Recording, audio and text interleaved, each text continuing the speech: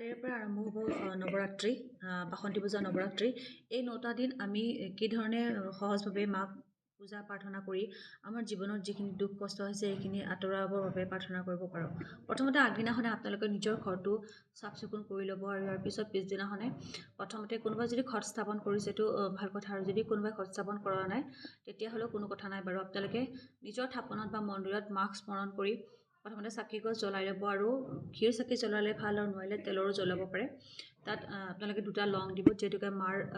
মায়ে লং বহুত ভাল পায় লং দুটা দিব আৰু লগতে তেওঁৰ আটাইতকৈ প্ৰিয় ফুল ৰঙা জবা অৰ্পণ কৰিব আৰু কৰি আপোনালোকৰ মনত যিখিনি দুখ কষ্ট আছে সেইখিনি কথা মাক ক'ব আৰু সেইখিনি যাতে অতি সোনকালে মায়ে সমাধান কৰি দিয়ে ইয়াৰ পিছত আপোনালোকে দুৰ্গা চালিচা পঢ়িব পাৰে হিন্দী অসমীয়া সকলো ভাষাতে আজিকালি উপলব্ধ হয় দুৰ্গা চালিচা পঢ়িব পাৰে আৰু কোনোবাই যদি বিচাৰে চিটকুঞ্জিকা স্তোত্ৰমখনো পঢ়িব পাৰে পঢ়ি পেলাই আপোনালোকৰ যিখিনি নিত্য নৈমিত্তিক কাম আছে সেইখিনি কৰিব পাৰে আৰু পুনৰ